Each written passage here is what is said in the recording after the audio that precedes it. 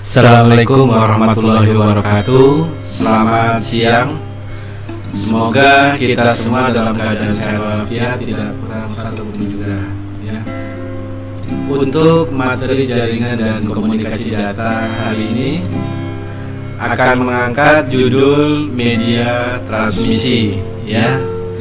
Jadi sudah sama-sama kita mengetahui ya bahwasanya pada jaringan komputer itu terdapat salah satu komponennya yang namanya media transmisi ya. Media transmisi adalah sarana yang digunakan untuk menghubungkan satu perangkat komputer dengan perangkat komputer lainnya untuk dapat saling terkoneksi dan berkomunikasi di antara keduanya ya. Jadi syaratnya jaringan dengan komunikasi data sama, minimal ada 2 unit perangkat komputer atau perangkat lainnya yang saling terhubung. Nah, untuk menghubungkannya itu disebut dengan media transmisi. Ya, media transmisi inilah yang akan menghubungkan. Karena salah satu tujuan daripada berkomunikasi data untuk mendapatkan informasi, sehingga media transmisi sangat berguna, sangat penting dalam menghantar informasi tersebut. Ya, di sini ada beberapa gambar yang bisa dilihat. Ya, untuk media transmisi itu di sini ada gambar kabel koaksial kabel, unshielded twisted pair, fiber optic. Ya. Lalu ini juga akan diterapkan tentunya kalau dalam jaringan itu topologi ya, topologi yang kita ketahui ada topologi bus, topologi sub dan topologi ring ya. Baik, kita akan bahas satu persatu daripada materi tersebut. Yang pertama, media transmisi itu ada dibagi menjadi 2. Yang pertama kabel, yang kedua itu wireless atau tanpa kabel ya. Jadi kalau kabel sudah jelas di mana medianya bisa kita pegang, bisa kita rasa, bisa kita raba. Sedangkan media wireless itu tidak bisa karena dibangun dari gelombang elektromagnetik. Ya, gelombang elektromagnetik itu seperti apa? Gelombang elektromagnetik itu kalau kita ibaratkan itu air dalam satu tempat ya, lalu ada tekan di titik tengahnya, maka akan menimbulkan gelombang di sekitarnya. Perambatan itulah seperti itu kira-kira bentuk daripada gelombang elektromagnetik ya. Nah, kita bahas untuk materi hari ini adalah jaringan kabel ya. Jaringan kabel itu dari awal hingga saat ini tidak banyak perubahan ya, tidak banyak perubahan. Cuman yang berubah itu biasanya mereknya sama kemampuan daripada kecepatannya. Tapi untuk dasarnya itu tetap, yaitu ada kabel koaksial, ada kabel twisted pair ya, ada kabel fiber optic. Nah, kabel-kabel 3 kabel ini sesungguhnya juga diadopsi oleh perangkat-perangkat elektronik lainnya. Seperti kalau koaksial itu digunakan pada pesawat televisi, digunakan juga pada handy-talkie ya kan. Nah, kalau fiber optic ini digunakan untuk sebenarnya pada operator untuk jaringan komunikasi atau telepon ya. Namun dalam hal ini juga bisa ditumpangi dengan data. Oke. Sesungguhnya yang paling banyak digunakan untuk jaringan di setiap komponen, setiap topologi, setiap bagian adalah kabel twisted pair. Ya, nanti kita bahas bagaimana kabel ini menjadi sangat berperan sehingga sentral digunakan dalam satu jaringan komputer. Jenis media wireless ya, jenis media wireless dari awalnya hingga saat ini perkembangannya juga tidak banyak berinovasi, namun terjadi pada perangkat dan kecepatan ya, perangkat dan kecepatannya, sehingga bisa diadopsi. Tadinya perangkat-perangkat itu berbasis kepada offline, ya, sekarang bisa dilakukan secara mobile. Contohnya ada infrared. Ya, infrared awal-awalnya diadopsi dulu pada komputer itu pada keyboard, mouse, ya, lalu diadopsi kembali pada perangkat-perangkat seluler. Nah, infrared, tentu dari infrared ini memiliki banyak kelemahan, ya. Di samping dia tidak bisa ada halangan, lalu security-nya pun tidak begitu kuat untuk menahan daripada serang-serangan. Juga perangkat ini hanya bisa peer to peer, hanya bisa dua perangkat saja, dan jaraknya cukup dekat lah. Semakin dekat dia semakin bagus, semakin jauh maka sinyalnya akan melemah. Yang kedua ada Bluetooth. Ya, Bluetooth dari Bluetooth versi 2 sampai ke 3. Bluetooth juga demikian halnya. Walaupun jarak Bluetooth sedikit agak jauh dibanding infrared, ya. Lalu kemampuan transfer data yang ditumpangin juga sudah mulai besar. Namun Bluetooth memiliki kelemahan hanya juga peer to peer, artinya hanya dua perangkat dalam satu komunikasi, sehingga tidak bisa mengakomodir banyak perangkat dalam satu pertemuan atau satu komunikasi. Nah, sehingga pada sekitar tahun 2000-an lah muncullah yang namanya wireless atau WiFi, wireless LAN atau WiFi, wireless fidelity, ya, yang diklaim paling banyak dan berkembang sangat diminati di jaringan komputer, ya. Nah, saat ini wireless yang akan kita bahas itu nanti pada pertemuan berikutnya, ya. Ini bisa dilihat di gambar-gambar di sini ada beberapa kabel, ada kabel twisted pair, ada kabel coaxial, ada kabel fiber optik, ya. Nah, fiber optik ini sesuai dengan namanya optik, ini terbuat dari bahan serat-serat optik atau kaca. Jadi dia itu percepatannya dengan cahaya. Oke. Sedangkan yang lainnya menggunakan core atau tembaga. Sedangkan untuk yang wireless, di sini bisa dilihat wireless itu pada prinsipnya ada dua, ad hoc dan infrastruktur. Ad hoc untuk dua perangkat, infrastruktur untuk lebih daripada dua perangkat. Oke, kita lanjutkan.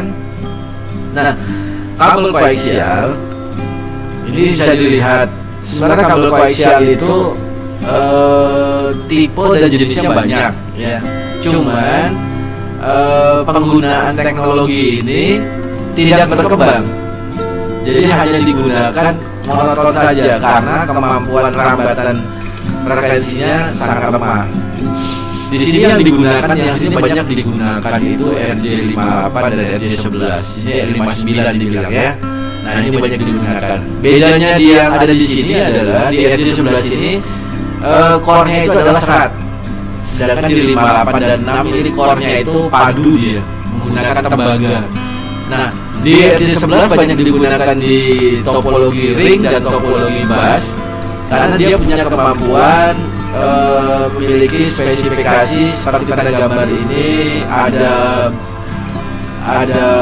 outer jacketnya, jadi lapisan luar biasa, ada brain seal, jadi lapisan di mana dia menjaga daripada frekuensi-frekuensi yang akan masuk atau mengganggu di sini. Jadi frekuensi itu akan dinetralisir pada seal ini, pada lapisan ini, sehingga tidak mengganggu daripada frekuensi jaringan tersebut. Lalu ada aluminium foil, sama juga tadi aluminium foil ini juga melindungi daripada frekuensi. Lalu ada juga yang di dalamnya ini, ya, lapisan lagi sebelum ada di core-nya, ya, core atau konduktor, tempat pengantaran daripada data. Nah, ini bisa dilihat di sini begitu spesifik dibanding dengan beberapa tipe lainnya, ya. Namun penggunaannya ini tidaklah banyak, ya. sewaktu kita menggunakan untuk jaringan topologi bus itu maksimal hanya 25 komputer. Jadi kalau di 25 komputer itu pun sudah maksimal istilahnya. Lalu jarak antara komputer ke komputer itu pun paling jauh 2 meter, 1,5 meter paling baik. Jadi kalau semakin panjang dia akan semakin lemah kemampuan transmit datanya. Ya. Nah ini dia. Ya, jadi sehingga penggunaannya pun sangat terbatas. Penggunaan terbatas ini mengakibatkan tidak banyak produsen daripada perangkat-perangkat komputer yang memproduksi. Ya, oke, ini untuk kabel koaksial. Ya, ini ada beberapa jenis kabel koaksial tadi ya. Dijelaskan tadi ada yang ngomong RJ58, 59, ada RJ8, ada RJ11 ya. Di situ dikatakan ada yang 58 nih. Base 10 base 2 ya, jadi kecepatannya itu 10 Mbps kurang lebih demikian ya. 10 base 2 lalu ditingkatkan lagi menjadi 10 base 5 ya, 10 base 5. Jadi bisa dilihat di sana ya. Nah, jaraknya sudah bisa 185 meter. Jadi memang ini dalam 185 meter ini tidak bisa maksimal ya. Impedansinya ada 50 ohm impedansinya. Beda kalau di televisi itu 70 ohm ya, 70 ohm. Ini katanya maksimum 500 meter. Ingat ya, untuk yang RJ8 ini spesial ini. Spesialnya itu begini maksudnya. Bentuk fisiknya kuning. Jadi biasa disebut dengan yellow cable. Ini dulu banyak digunakan di awal-awalnya sewaktu masih mengadopsi topologi bus dan topologi ring. Itu banyak perusahaan-perusahaan menggunakan. 1 meternya seharga 100.000 ya, 100.000. Jadi sepanjang 100 meter ya, jadi lumayan juga harganya untuk yang RJ8 ini. Yang kemampuannya memang luar biasa. Cuman tadi kelemahannya harganya mahal sehingga tidak banyak digunakan. Di satu sisi di RJ58 harganya murah, sekitar harganya 3.000, 1.000 sampai 3.000. Cuman kemampuannya hanya 200 meter, itu pun tidak bisa maksimal. Dipakai 185 pun sebenarnya tidak bisa. Ya, tidak bisa untuk ini. Karena dia relatif kemampuan untuk mengantar datanya itu semakin lama semakin berkurang ya. Ya karena kita negara tropis itu identik semua bahan yang berbahan metal itu akan ada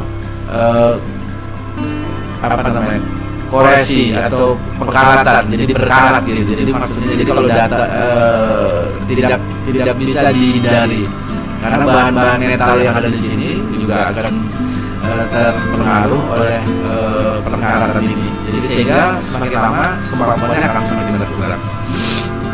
Oke, ini bisa dilihat di sini ya. Ini ada beberapa komponen-komponen yang digunakan untuk mendukung daripada kabel koaksial. Ya, di sini dikatakan bahwasannya kalau kabel koaksial ini dari berdasarkan untuk ISO-nya IEE 802.3 10 base 2 10 base 2 ya, 10 base 2. Nah ini dia, ini yang dinamakan dengan BNC British Naval Connector ya. Ini ada banyaknya, ada konektornya, ada paralelnya, ada terminatornya, nanti juga ada card-nya, ada lagi komponen lainnya. Jadi, nah sekarang yang untuk ini khusus untuk komputer sudah tidak banyak diadopsi, tapi masih ada, walaupun tidak banyak tapi masih ada. Contohnya pada perangkat repeater atau perangkat pendukung. Jadi tidak pada komputer, jadi perangkat pendukung saja. Ya, pada dari perangkat pendukung ke perangkat pendukung saja. Oke, yang selanjutnya,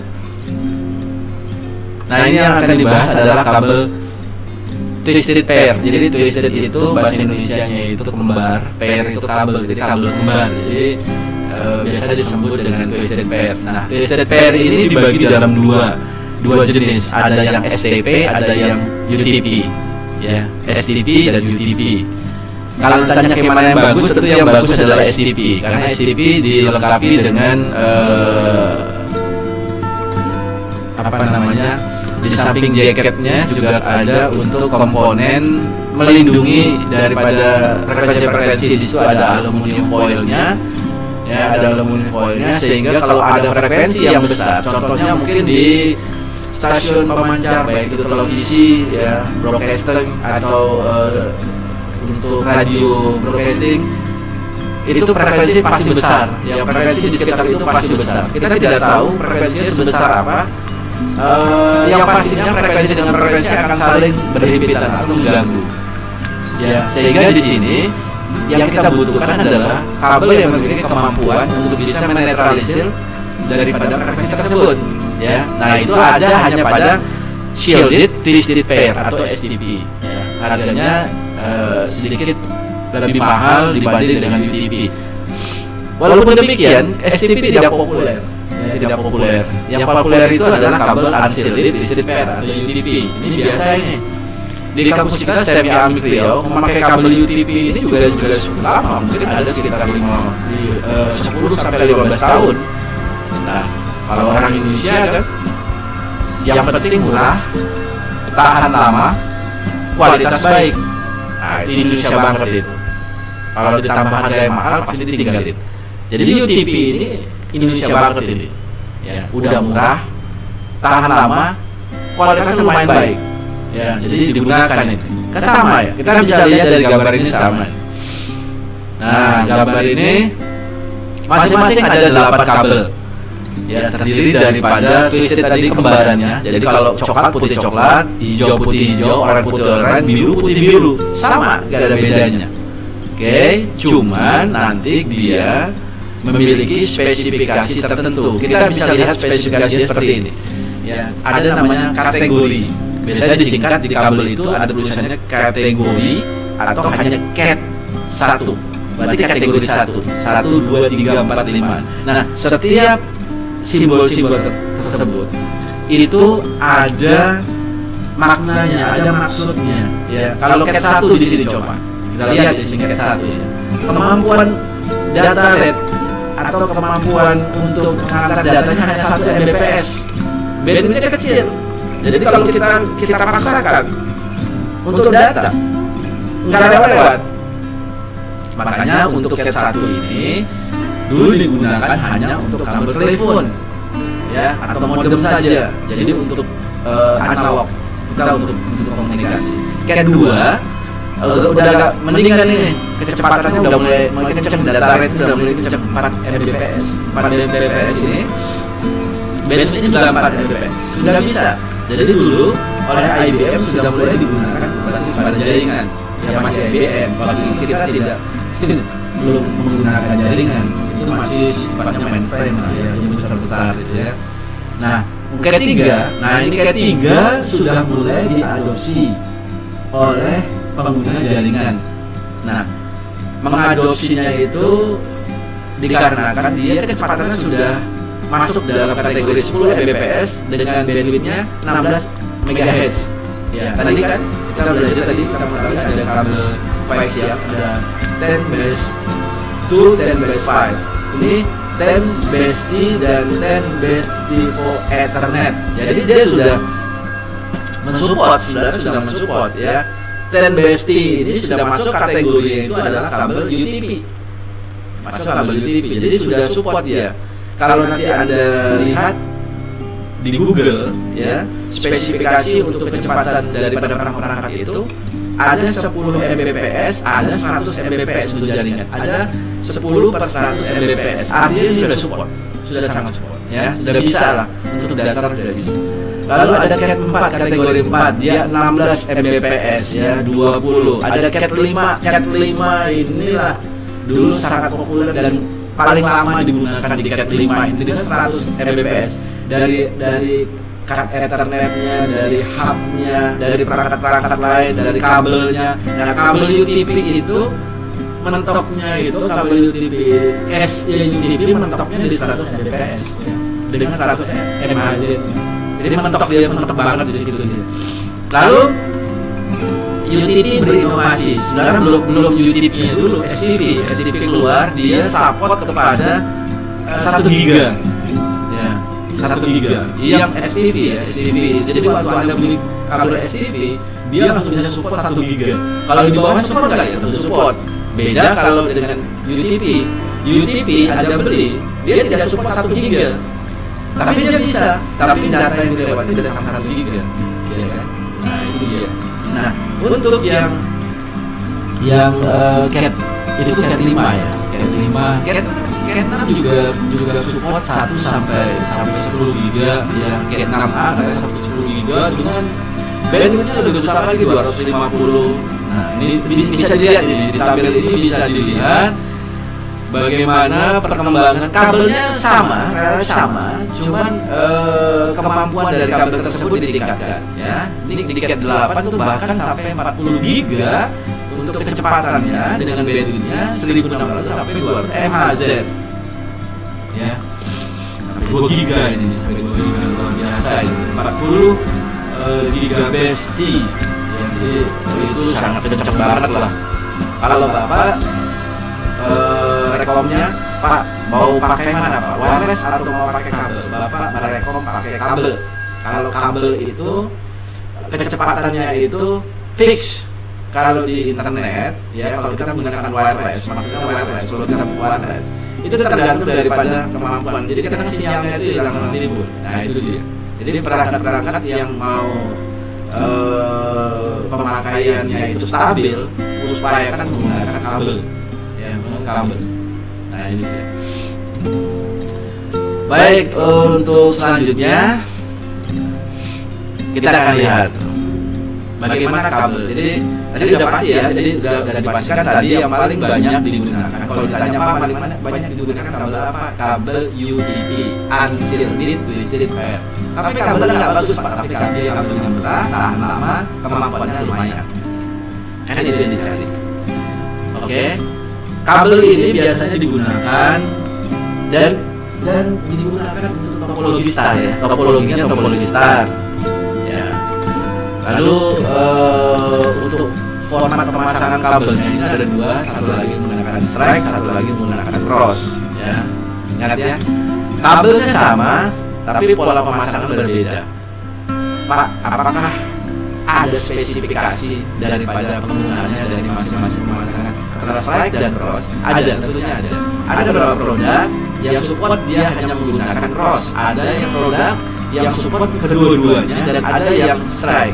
Ya, awal-awalnya dulu untuk kita peer to peer itu harus menggunakan kabel cross. Kalau kabel strike dia disconnect. Tapi akhir-akhir ini kabel strike, kabel cross bisa digunakan. Nah itu dia. Ya. Jadi kedua-duanya ini kalau Anda mau pasangnya mana Pak yang bagus, sama aja sih, sama aja. Tapi kalau mau kelihatannya Anda lebih kreatif, gunakan kabel cross gitu aja. Ini dia perangkat. Kalau nanti ada tanya apa, kalau kita mau tahu ciri-ciri topologi star itu bagaimana, paling gampang tanda aja harus ada hub switch-nya. Kalau dia ada hub seperti begini, ya, ada switch seperti begini. Nah ini sudah dikategorikan dia topologi star. Lalu topologi star itu mengapa banyak sekarang menggunakan topologi star tidak ring dan bus? Topologi star itu gampang untuk pengembangan, ya, gampang pengembangan. Lalu ada yang lebih penting lagi, kalau dia rusak satu jaringan tidak mempengaruhi pada jaringan yang lain. Pokoknya satu laptop ini rusak. Ya, satu laptop ini rusak, satu komputer ini rusak, ya, jaringannya. Yang lain tidak, yang lain tetap bisa digunakan, ya, tetap bisa digunakan. Jadi dia tidak mempengaruhi daripada port lainnya. Jadi ada portnya, ada yang 4, 8, 12, 16, 24, 32, 64, 128, 256, ya kan? Nah, ini keuntungannya. Ini keuntungan daripada penggunaan daripada topologi start. Oke, nanti kalau ini kita coba akan dibuatkan video untuk prakteknya, jadi Anda bisa praktek. Ya, sangat sederhana ini. Dari tahun 2000-an atau sebelum tahun 2000-an sampai sekarang ini tahun 2020, sudah 20 tahun ini. Jaringan ini ya begini-begini aja, nggak berubah-ubah dari awal. Mau Anda kuliah, mau Anda sekolah, dari manapun kalau nggak ada jaringan aja begitu-begitu aja. Cuma yang berubah itu adalah perangkat dan teknologi security-nya, kemampuannya yang ditambah. Fiber optik ya, kabel fiber optik. Sesungguhnya fiber optik ini tidak banyak dipraktekkan ya, karena ini hanya banyak digunakan oleh perusahaan-perusahaan yang berkemampuan besar seperti operator-operator ya, operator besar ya, yang menangani ribuan, lalu datanya besar, lalu kemampuan aksesnya cepat. Nah, dia menggunakan kabel fiber optik ya. Jadi kalau pelanggan-pelanggan udah mulai banyak, mau nggak mau dia harus menggunakan fiber optik. Kalau menggunakan masih kabel-kabel fiber optik, maka akan terjadi delay atau kelambatan. Itu udah biasa itu. Nah, ini dia, ini bisa dilihat. Bagaimana Pak? Apakah kita harus pasang fiber optik? Ya, tidak mesti. Kalau jaringan tidak harus mesti pasang fiber optik. Kalau hanya kabel jalan, satu lokal, satu gedung, satu kawasan, cukup ini Anda cukup pasang kabel di TV saja, tidak. Tapi kalau jaraknya itu antar daerah, ya kan, lalu ada beberapa lokasi di satu kawasan itu, maksudnya kawasan itu dalam satu kota gitu, ya boleh. Cuman tentunya kan sedikit repot untuk meletakkan kabel ini, karena kabel ini cukup besar juga, sebesar ini ibu jari kita. Jadi susah juga mau ditempelkan kemana itu, dititipkan kemana, jadi susah ya. Itu kalau yang jauh-jauh kita mengadopsi teknologinya wireless ya kan. Nah, ini contoh-contoh penggunaan daripada fiber optik ya. Ini untuk konverternya. Nah, ini backtailnya ini untuk menyambungnya ini ya sambungannya, konektornya, untuk konektor, jadi bisa digunakan seperti ini. Ini seperti ini ya, video konverter. Ini Bapak ambil dari internet, katanya untuk di underwater, di bawah laut ya, dalam laut. Nah, ini kalau ada kita sering lihat ini di jalan-jalan ini, bagaimana kabel fiber optik itu diletakkan ya. Yang salah ya, ini kabel fiber optik ini nampaknya berat, tapi apabila dicari bahannya atau tebalnya tidak ada, karena dia dari awal sudah disampaikan dia terdiri daripada serat optik atau serat plastik yang dikirim. Jadi dia menggunakan cahaya. Jadi jangan sekali-sekali nanti ada, wah ini lumayan juga ini kalau di situ nggak ada, di dalamnya nggak ada ya, itu nggak ada isinya, nggak laku bahkan itu untuk dia ya. Nah, ini dia, ini kabel fiber optik ini ada penggunaannya. Jadi penggunaannya bisa banyak ini ya, bisa digunakan banyak jadi satu kabel itu bisa nanti dipecah dalam beberapa frekuensi, sehingga kabel-kabel ini bisa, satu kabel itu bisa menampung beberapa konsumen, kira-kira begitu. Oke. Nanti untuk yang materi wireless ya, sedangkan untuk materi wireless Bapak akan pisahkan videonya ya, untuk video berikutnya ini nih ya, materi wireless, agar video ini tidak terlalu lama ya. Oke. Baik, dari